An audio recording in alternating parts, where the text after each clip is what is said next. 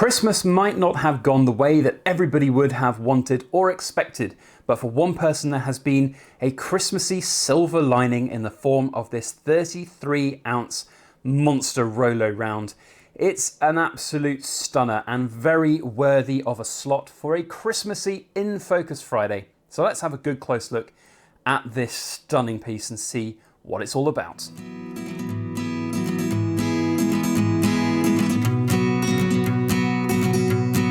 Hello everybody, Backyard Bullion here. Mrs. Backyard Bullion and I would like to wish you all a very Merry Christmas, and we hope wherever you are in this big wide world, you are able to have a happy, healthy, safe Christmas. It might not be the Christmas that we all wanted and envisaged. In the UK, Christmas has been mostly cancelled or at least very restricted to just one day. So for us here in the Backyard Bullion household, it's not the Christmas that we had envisaged.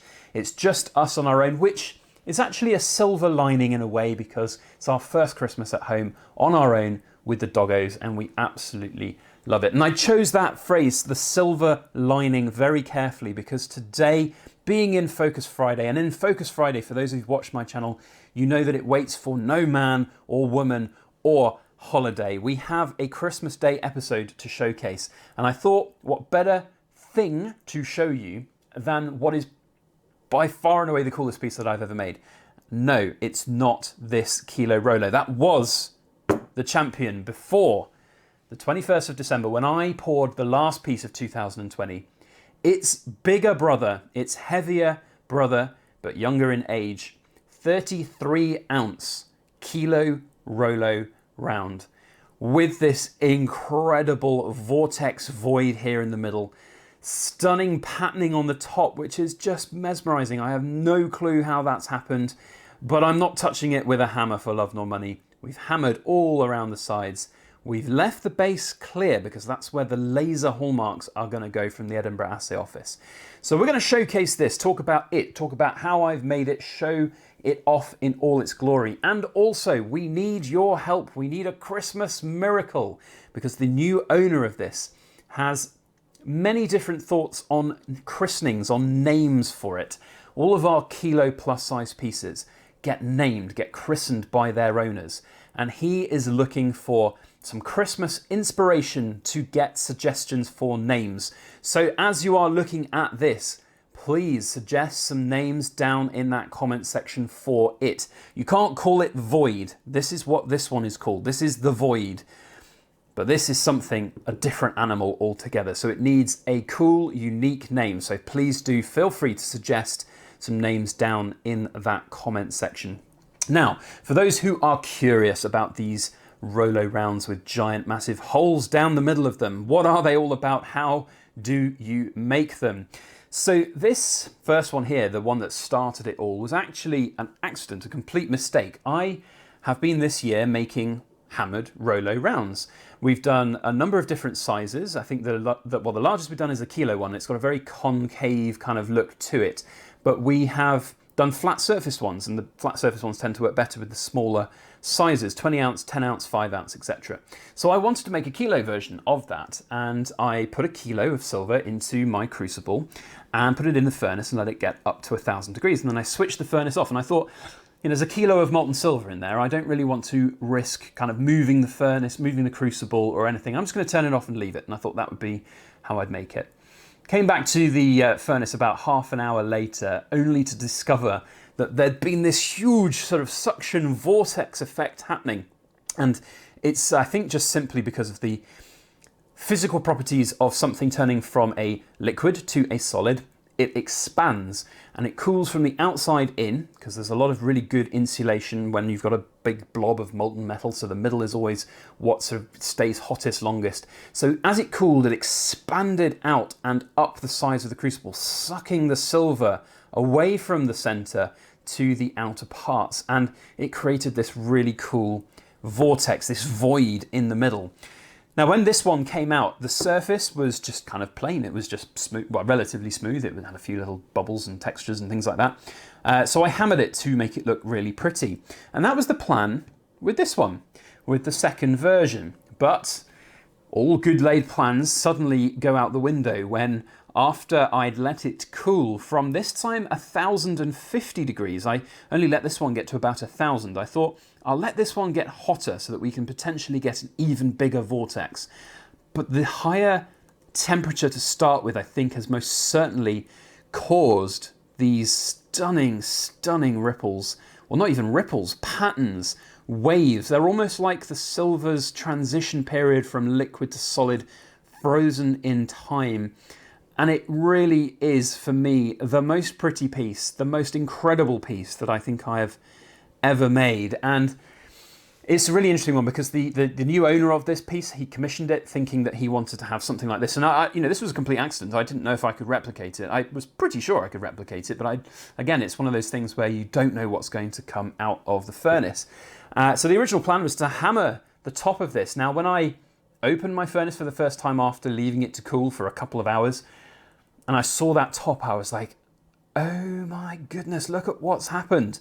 And I remember tipping it out, getting it out, cooling it down, and rushing off to Mrs. Backyard Bullion to go, look what's happened. This is mad. What is this?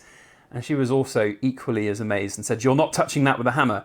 Tell your customer not to touch it with a hammer. So we did, and the customer completely agrees. This is far too pretty a surface to touch. Now, what I really love about this is that there's this kind of splash effect that's come out from this vortex, this void that's there. And that looks to me like, the big monster from Star Wars, I forget what it's called, the big one that they try and drop Luke and Leia in and stuff. It looks like that. It looks like the last gasp of that monster going, blah, and spitting out that molten silver. And I don't know whether that has actually happened. I don't know whether there was this sort of moment near the end of the cooling process when that last residual splash happened or something.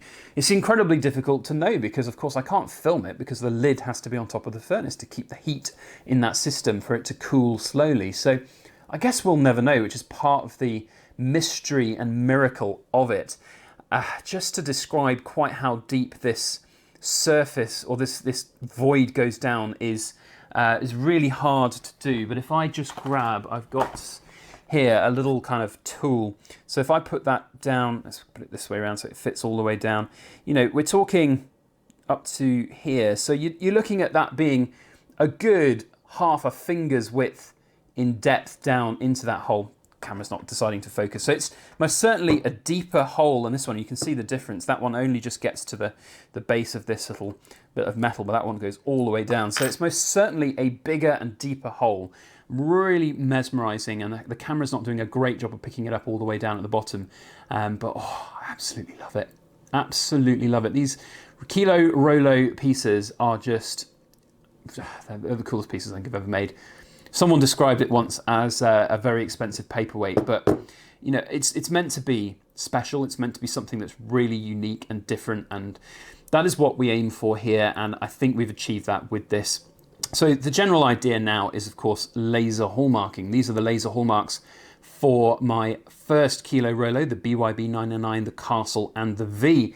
This will be the last piece we have made in 2020, but because of the time of year and it's not got enough time to get to Edinburgh and have a 2020 hallmark on it, it is going to be the last piece of 2020 to be made, but the first piece of 2021 to be hallmarked for us here. So the plan is to have the laser hallmarks on the smooth base, and we've got this really lovely, it's just taken the shape of the crucible perfectly. Absolutely wonderful, perfect smooth bottom here. Who doesn't like a nice perfect smooth bottom? And sorry, that's a bad joke to make on Christmas Day, but the hallmark will go on the bottom here. It will be a nice smooth finish. It'll really shine forth from the silver. And then on the side, I guess the idea is to have the particulars. So we'll stamp the weight, we'll probably put our BYB logo and then the name of the piece, and that is what we need your help with. So please, please, please suggest a name down in the comment section. It would be incredible to get your ideas of what it should be. What do you think we should call this monster Rolo round? And I know that the new owner will be keenly watching the comment section for his Christmas inspiration, and we'll see what his thoughts are. If he can decide, of course. If he can't decide, we might end up doing what we did the first time and doing a vote on maybe a top 3 selection, but ultimately down to the customer's choice. So all things told, incredibly happy with the way this Kilo Rolo round has come out. It's by far and away the crowning achievement of